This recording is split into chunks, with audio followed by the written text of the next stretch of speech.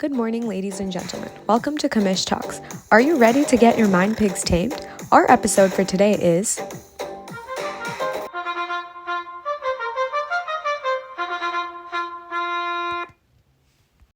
Pakistan used to have land on the left and right of India.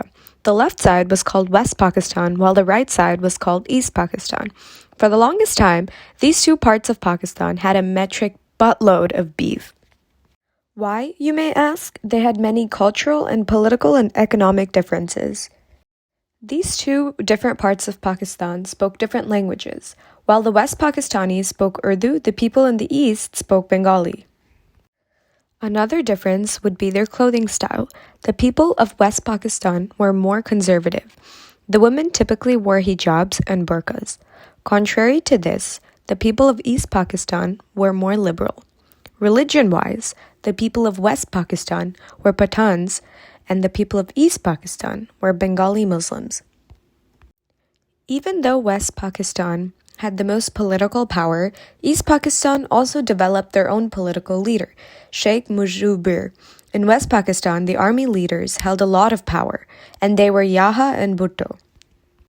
The economy of these regions also differed. West Pakistan was more economically developed, while the East Pakistan had more economic grievances. Well, why'd the war happen? There are a bunch of reasons. To begin with, the West Pakistanis started off by eradicating the Bengali script. And then, shots were fired on the East Pakistanis for protesting against the government. Women were raped, and everyone else succumbed to mass murder. Unable to handle this, those that remained fled to India.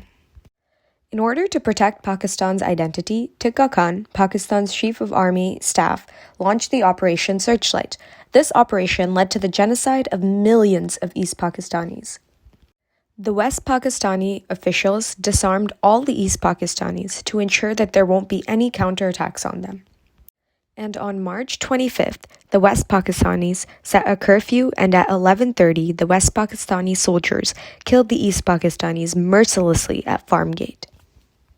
The first attack was at Dhaka University. West Pakistani soldiers arrived with tanks, automatic rifles, rocket launchers, heavy motors, light machine guns, and launched attacks on the students there. The Rajarbag police line of East Pakistan was unable to hold off the West Pakistani army force and soon fell. On December 3rd, East Pakistan requested for India's support, and India entered the Pakistan Civil War and supported East Pakistan's independence movement against the Pakistani government. Indira Gandhi declared war.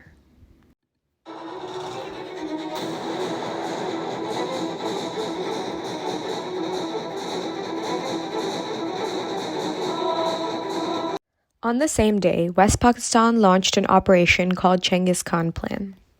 Operation Genghis Khan consisted of West Pakistan bombing 11 Indian airfields in Srinagar, Amritsar, and Pathankot, followed by attacks on Ambala Agra, Jodhpur, Uttarlai, Avantipur, Faridkot, Halwara, and Sirsa. India used airstrikes, naval blockades, and ground offensives to fight during the war, which would ultimately lead to their victory. During this war, the Soviet Union heavily backed India's involvement by providing military, diplomatic, and humanitarian assistance.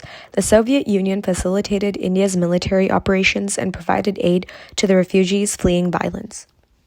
Soon, the war ended with an Indian victory, and East Pakistan broke off into their own state, Bangladesh. Vijay Diwas is a festival celebrated annually in India and Bangladesh, and this is the festival in which Bangladesh's independence and India's victory are celebrated. During this festival, India pays respect to the soldiers that fought in the war and died. Vijay Diwas also honors the friendship of India and Bangladesh. In 1948, Urdu was declared the official language of Pakistan, so people in East Pakistan had to speak Urdu too. Protests in East Pakistan and the language movement began, and East Pakistanis wanted to speak their own language, Bengali. East Pakistanis had no political say. They received lower allotments, and they weren't represented in administration or military aspects. All the other previously mentioned cultural differences also played a huge role in causing the Indo-Pakistan War. After all of this, East Pakistan became its own country. Bangladesh. Thank you for listening. Stay tuned for the next episode in Kamish Talks.